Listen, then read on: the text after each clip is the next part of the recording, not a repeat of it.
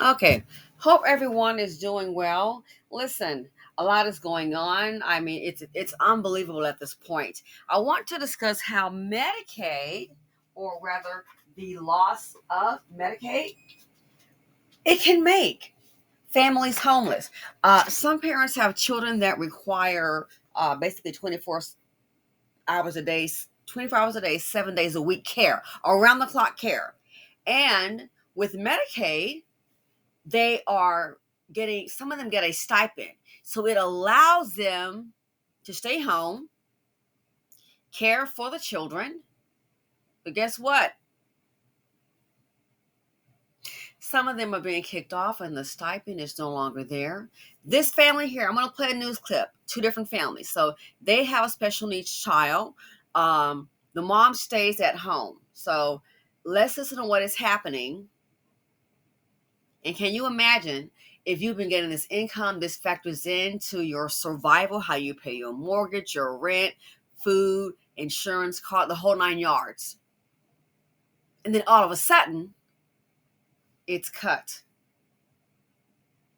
So you can't go out there and get a job because you have to take care of your child 24/7. So here's the first family. Let's listen to this news clip. Carolina are beginning to see cuts to Medicaid benefits after the passing of the big, beautiful bill.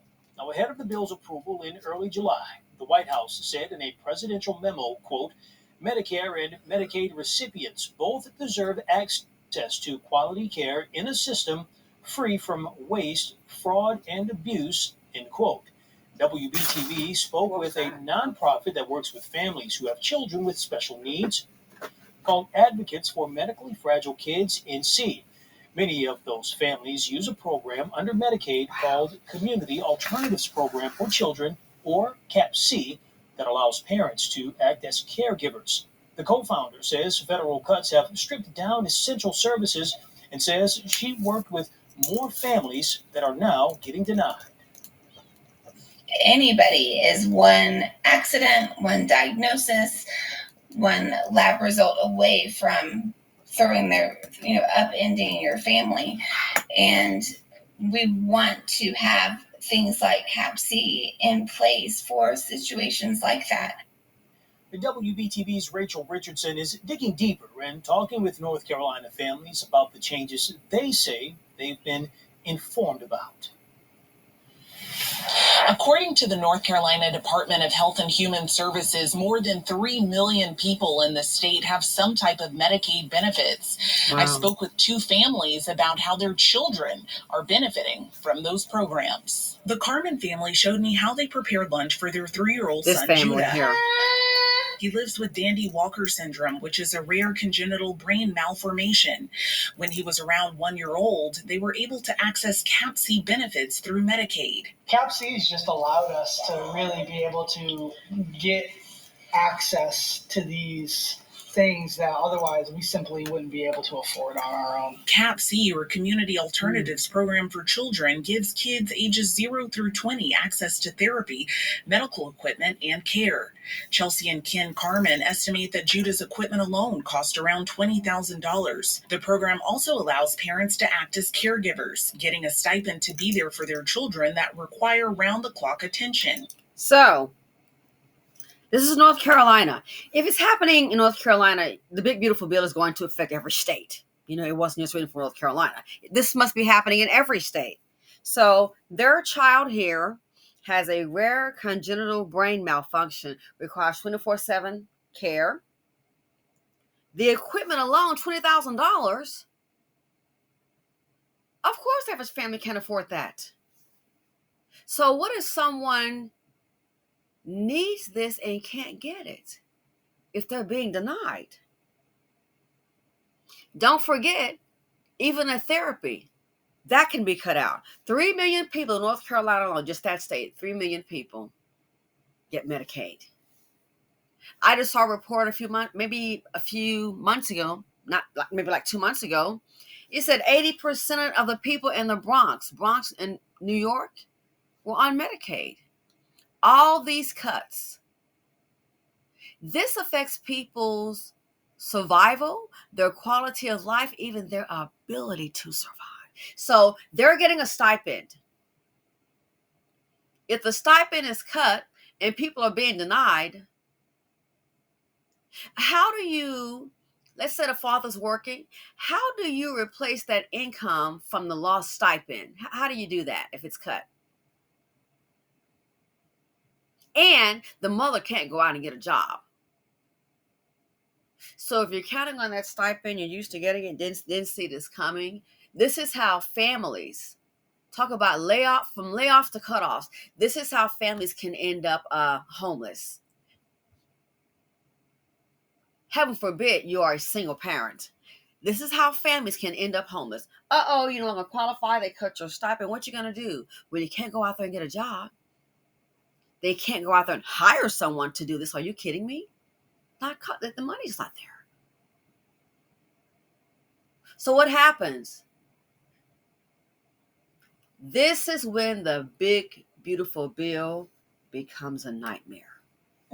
Chelsea explains that she wasn't able to manage working full time and caring for Judah. I blew through my time, and my work was suffering.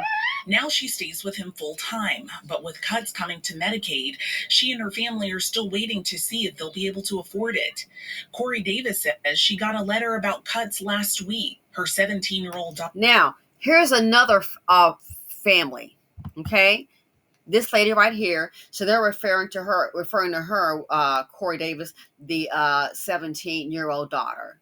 Listen to this. She got a letter about cuts last week. Her 17-year-old daughter, Annabeth, has a complex form of epilepsy, which has caused a delay in some developmental milestones. She's had care and physical therapy for most of her life that her mom says is going away. After COVID, the former teacher took a pay cut to care for her, making $36,000 a year. Now, she says that will be cut to just $8,000 a year. And I don't think North Carolina can afford to be this far behind in medical health care. She explains that her daughter was admitted 48 times her last year of working. She worries about allowing just anyone in her home to care for her daughter's special needs. Let the parent be home and know their child, especially with emergencies that can happen all the time. And here's the thing about it too. Here's the thing about it. It can't just be anyone. You have to have patience. Because some people, they'll deal with it a little bit. The next thing you know, they may kind of lose their cool, and then it's affecting your child. So yeah, it can't just be just anybody in your home. And I can understand that. What if something happens? They abuse a child. So again, her daughter is what? 17 years old, epilepsy. She got a letter about cuts last week. Her 17-year-old daughter. And so this lady here, she already got a letter from cuts. Davis says she got a letter about cuts last week. Her 17-year-old daughter, Annabeth, has a complex form of epilepsy, which has caused a delay in some developmental milestones. She's had care and physical therapy for most of her life that her mom says is going away. After COVID. You hear that?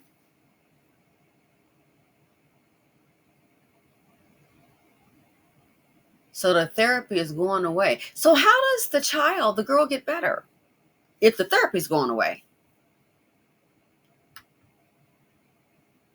How does she get better if the therapy is going away? Let's see. Hate to say it, people getting a wake-up call. They normally thought, sometimes they think, these effects that are going to go into effect, these changes here, sometimes they may think, it may be just marginalized communities. Newsflash for you. We are in a different age. The ones that matters are the ones that have money. If you don't have money in this country, in my opinion, you do not matter. Facts. So what does she do? The therapy's going away.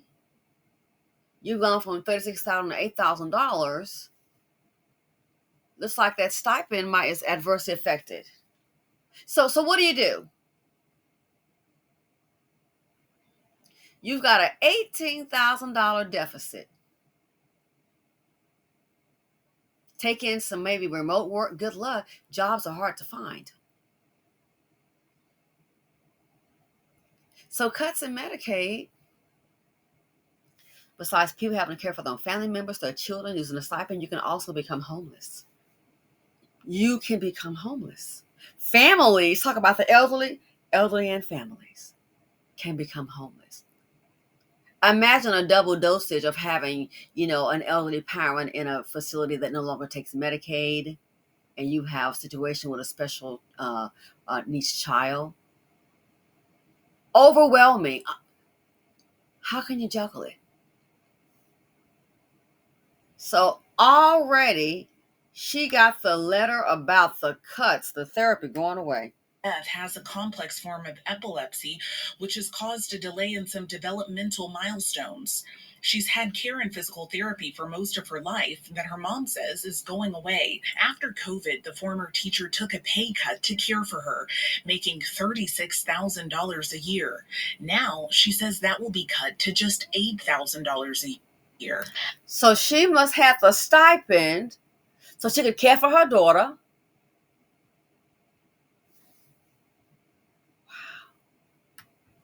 What's the difference? Took a pay cut to care for her, making $36,000 a year. Now she says that will be cut to just $8,000 a year.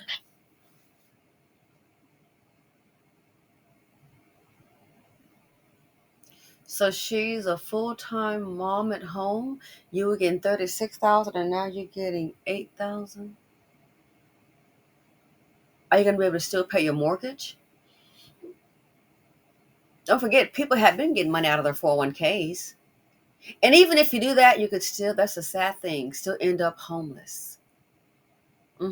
Because you're paying your bills, so you can say something's better going to come, and then you look up and you're paying and paying and paying, and it's getting lower and lower and lower, and there's no income replacement. And the next thing you know, foreclosures on your door. Medicaid cuts. This is how this will push families, especially getting a stipend. If that's cut, this will push families into homelessness. This will push more families into homelessness. So nobody is safe. The job market, in my opinion, sucks. All these people unemployed looking for a job with a full-time job, and still with some people no luck. The guy I was telling you about that sent out 1,000 resumes, 3 or 4 job interviews, landed 2 job offers. He took one. The one he took, ladies and gentlemen, it didn't work out. So what do? Start all over again. And he was sending out, it was like a full-time job. He did this for I think almost a year. Back to the drawing board. With all the layoffs, guess what? I thought about it, which I didn't verbalize because I don't want to seem, negative. What if nothing else does materialize? These companies, man, they'll try to work you down to the bone. Try to roll 2 and 3 jobs into one. So this is how the Medicaid cuts can adversely affect families and lead to more homelessness. Let me know what you all think. It is like the fabric of society, the foundation of this country is being slow. It's like a sinkhole, maybe a few cracks. It's basically being just ripped. There's no remedy. There's no recovery. So yeah, this is the part I don't think anyone saw coming. Thanks for watching. Feel free to comment, like, subscribe, and share. And I'm out.